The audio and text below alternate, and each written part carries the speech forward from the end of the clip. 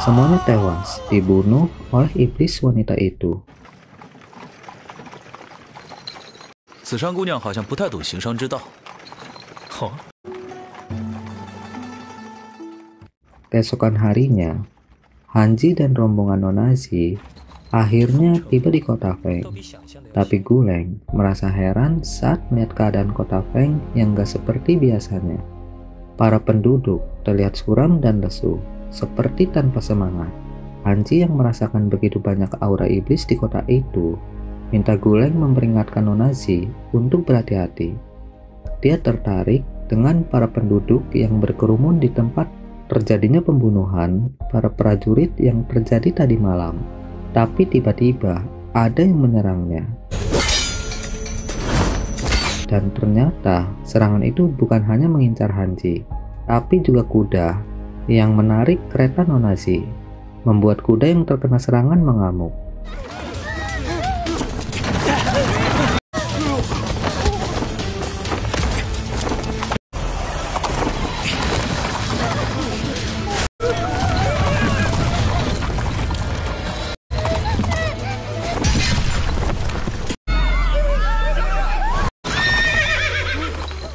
Untungnya, Hanji bisa menghentikan kereta kuda di saat yang tepat.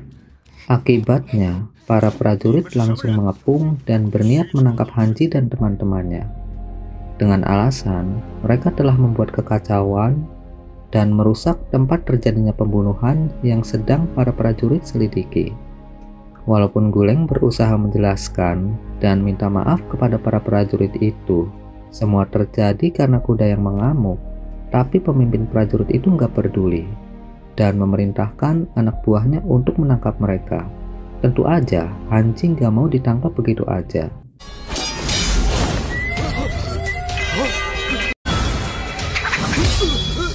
Dia dengan mudah mengalahkan para prajurit itu dan minta pemimpin mereka untuk menceritakan kasus pembunuhan yang terjadi. Siapa tahu dia bisa membantu menangkap pembunuh tersebut.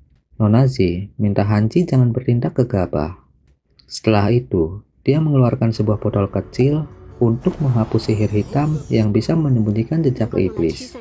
Sesaat kemudian, jejak iblis pun terlihat. Itu membuat para prajurit, juga para penduduk yang berada di tempat itu menjadi terkejut dan ketakutan.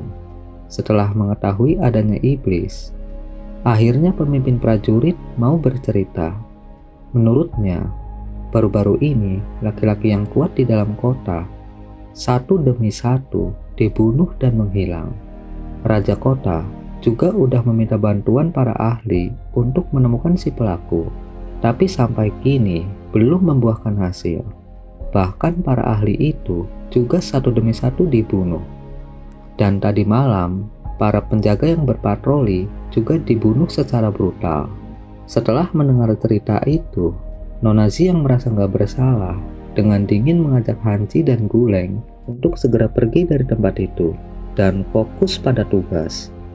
Membuat para prajurit, bahkan Hanji juga terkejut. Hanji sempat protes kepada Nonazi yang dengan acuh meninggalkan tempat itu. Bagaimana bisa dia mengabaikan masalah tersebut? Tapi Guleng memberi pengertian kepada Hanji. Nonazi melakukan itu pasti karena dia punya rencana lain. Jadi lebih baik sekarang mencari tempat untuk menyelesaikan masalah ini. Saat mau pergi, Hanji melihat seorang anak kecil perempuan yang tadi hampir ketabrak kuda. Karena merasa kasihan dan juga sepertinya anak itu nggak punya orang tua, jadi dia menitipkannya kepada para prajurit. Setelah itu, Hanji pun mengikuti Guleng meninggalkan tempat tersebut. Setelah Hanji dan teman-temannya pergi, pemimpin prajurit memerintahkan anak buahnya untuk menyelidiki Hanji dan teman-temannya. Sedangkan dia akan memberitahu raja kota hasil dari penyelidikannya, juga masalah iblis dan Nonazi serta kawan-kawannya. Siang pun berganti malam. Di sebuah penginapan di kota Feng, Nonazi ditemani oleh Guleng membaca sebuah surat dari salah seorang kepercayaannya. di mana isi surat itu memberitahu Nonazi bahwa menurut Jin, pengkhianat Yuan Xiu telah mempersembahkan wanita cantik ke istana untuk menyenangkan raja. Jin itu siapa? Kenapa Menteri Xuan Xiu dianggap pengkhianat oleh Nonazi dan orang-orangnya? Di sini masih belum dijelaskan. Jadi kita ikutin aja dulu cerita ini bareng-bareng biar semuanya jelas. Setelah Nonazi selesai membaca surat, Guleng memberitahu Nonazi bahwa Raja Kota Feng telah mengirimkan orang untuk mengundang mereka ke kediamannya besok pagi. Nonazi merasa hal itu sangat bagus. Dengan begitu, jarak dia dengan Juding jadi selangkah lebih dekat. Biar kalian gak bingung, jadi Taiyu Juding itu adalah 9 kuali yang memiliki kekuatan kuno. Nah, Nonazi sedang mencari 9 kuali tersebut. Sepertinya, dia berniat menggulingkan kerajaan yang sekarang berkuasa dengan bantuan kekuatan 9 kuali itu. Oke, balik lagi ke cerita. Guleng yang merasa kemampuan Hanji cukup baik, dan juga dia dari lembah Lincing, merasa heran kenapa Nonazi nggak menceritakan kepada Hanji tujuan mereka sebenarnya. Tapi menurut Nonazi, dari kejadian kuda mengamuk tadi siang dan juga pedang Hanji yang terbang ke tempat terjadinya pembunuhan, sepertinya ada yang sedang mengincarnya.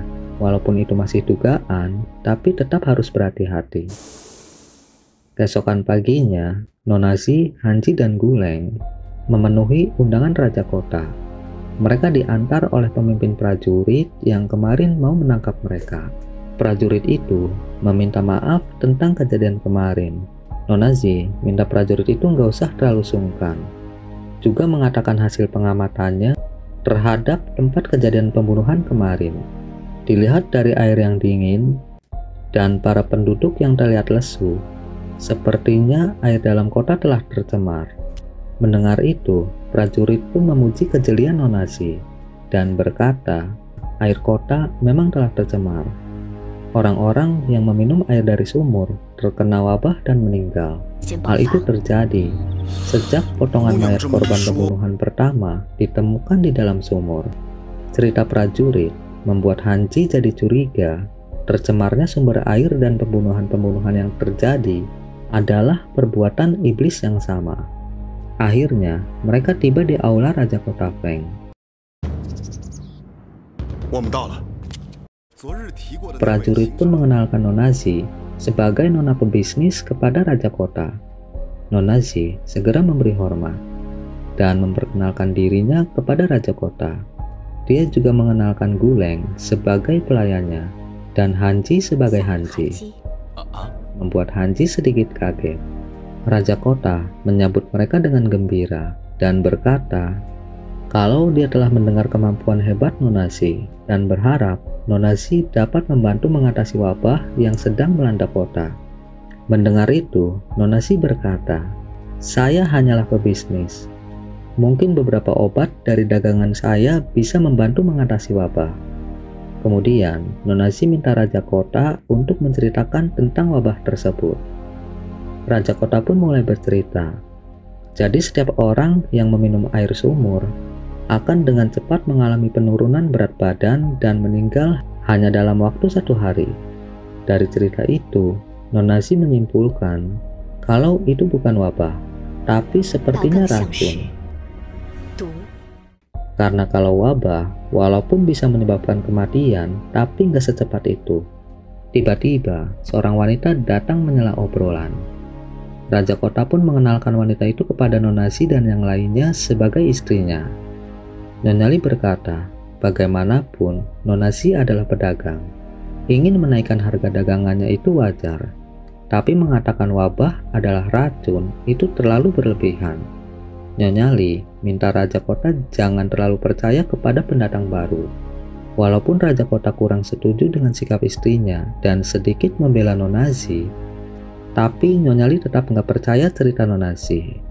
Bagaimanapun Nonazi menjelaskan alasan kenapa dia bisa menduga itu adalah perbuatan iblis yang sengaja menebar racun, tapi Nyonya Li tetap nggak percaya. Nonazi yang merasa aneh sekaligus kesal dengan sikap Nyonya Li pun berkata, Sepertinya Nyonya punya segala cara untuk menghalangi saya menyelidiki air sumur.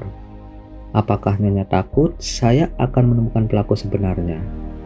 Mungkinkah Nyonya ada hubungannya dengan iblis itu? Perkataan Nonasi yang cukup berani membuat semua orang di ruangan itu terkejut, dan Nyonya Li menjadi marah. Nyonya Li yang marah langsung memerintahkan para prajurit untuk menangkap Nonasi dan teman-temannya.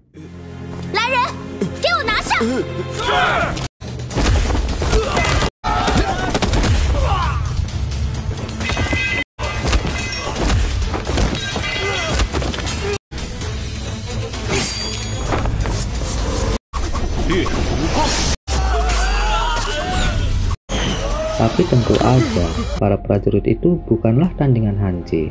Saat mengetahui Hanji ternyata adalah seorang kultivator, Nyonya Li pun terkejut. Sambil mengarahkan pedangnya tepat di depan muka Raja Kota yang ketakutan, Hanji pun berkata, "Kami datang ke sini untuk menyelamatkan penduduk kota, tapi keramahan kota Feng ternyata cukup kasar. Kalau memang penguasa kota nggak percaya dengan kami akan pergi." Hanji mengatakan itu sambil menarik kembali pedangnya, membuat Raja Kota yang ketakutan menarik nafas lega. Melihat Hanji sepertinya nggak berniat jahat, Raja Kota pun segera memerintahkan para prajurit yang masih mengepung Hanji untuk segera pergi. Kemudian dia meminta maaf atas sambutan kurang ramah kota Feng. Tapi dia pikir, apa yang istrinya katakan itu juga ada benarnya. Lalu dia dengan hati-hati bertanya, apakah kalian punya cara untuk masalah ini? Setelah mendengar kata-kata Raja Kota, Nonasi juga minta maaf untuk menebus kesalahannya. Dia akan bersedia membantu untuk mengatasi masalah air yang tercemar. Dan untuk itu, dia punya cara, yaitu dengan menjebol dinding gunung yang menghalangi air mencapai kota. Dengan mencari titik lemah dari dinding gunung, hal itu bisa dilakukan, tapi untuk melakukan itu dengan sempurna, dia membutuhkan peta kota Feng. Raja Kota dengan gembira setuju dan berjanji akan segera menyuruh orang untuk mendapatkan peta. Istri Raja Kota yang melihat kemampuan hebat Hanji berkata, sepertinya dengan seni bela dirinya yang hebat, Hanji akan bisa mengatasi pembunuhan di kota. Raja Kota pun sependapat dan segera menanyakan pendapat Hanji. Setelah melirik Nonazi dan Nonazi nggak mengatakan apapun, akhirnya Hanji setuju untuk membantu. Raja Kota pun menjadi sangat senang dan minta mereka bertiga untuk sementara tinggal di kediamannya. Setelah meninggalkan aula tamu, Hanji yang merasa Nonazi seperti kurang suka dia berurusan dengan iblis, menanyakan dugaannya. Nonazi pun berkata, Hanji sepertinya lupa dengan pesan gurunya dan kenapa dia ditugaskan turun gunung. Walaupun Hanji tahu gurunya menyuruhnya turun gunung untuk melindungi Nonazi, tapi menurutnya, bukankah dengan mencari iblis yang membunuh para penduduk kota, itu sesuai dengan tujuan Nonazi yang ingin menyelamatkan kota? Hanji bertanya dengan sedikit heran. Mendengar itu, Nonazi minta Hanji untuk melihat dengan jelas siapa yang mungkin terlibat dan pergi meninggalkan Hanji yang terlihat sedikit bingung. Sepertinya Nonazi curiga penguasa kota Feng terlibat dengan apa yang terjadi di kota Feng. Bisa Raja Kota, bisa juga istrinya, atau mungkin dua-duanya. Sesaat kemudian, istri Raja Kota menemui Hanji dan bertanya, apakah Hanji ada waktu untuk berbicara. Setelah memberikan teh untuk Hanji, Nyonya Li pun berkata, wajah Nonazi terlihat kurang senang saat tahu Hanji akan menangkap pembunuh. Sepertinya kekasih Hanji itu takut Hanji akan terluka. Kata-kata itu membuat Hanji terbatuk dan buru-buru menjelaskan kalau dia dan Nonazi nggak mempunyai hubungan seperti itu. Nyonya Li sepertinya ingin menggoda Hanji dan berniat duduk di pangkuannya. Tapi Hanji segera berdiri sambil berkata, ada aroma yang aneh. Nyonya Li pun memberitahu Hanji kalau itu adalah aroma bunga viburnum. Walaupun bunga itu seharusnya nggak bisa tumbuh di tempat ini, Tapi karena Raja Kota sangat menyukainya, jadi dia memikirkan berbagai cara untuk menanamnya di halamannya. Karena aromanya yang unik, maka bunga ini juga digunakan untuk membuat teh. Nyonya Li menjelaskan itu sambil mendekati Hanji dan bersikap menggoda. Tiba-tiba,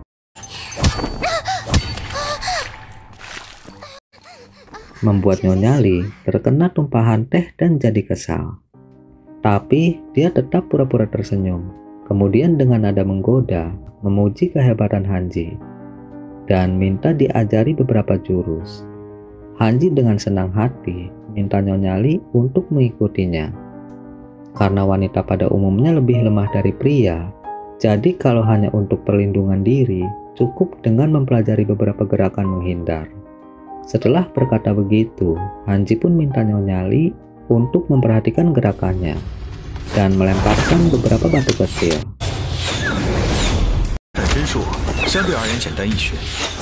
Sambil menghindari batu-batu kecil yang terpental dan mengarah kepadanya, Hanji pun menjelaskan kalau jurus ini relatif mudah dipelajari. Walaupun gak bisa mengalahkan musuh, tapi bisa menghindari serangan dan membuat lawan susah untuk mendekat. Tapi walaupun begitu, Nyonya Li nggak yakin bisa mempelajari jurus yang terlihat luar biasa itu.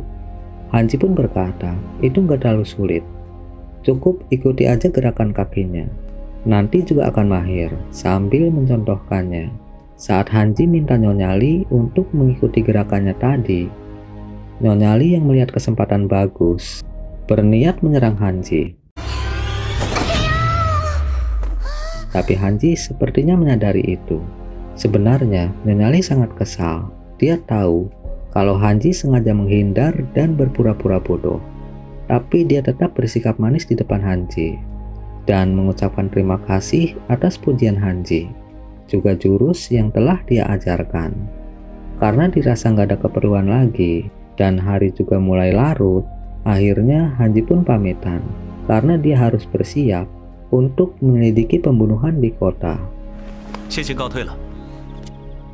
Sambil melihat Hanji yang melangkah pergi, Nyonya Li pun berkata kepada dirinya sendiri, cepat atau lambat, Hanji akan jatuh ke tangannya. Oke guys, segitu aja dulu. Gua pamit, see you next time di video berikutnya.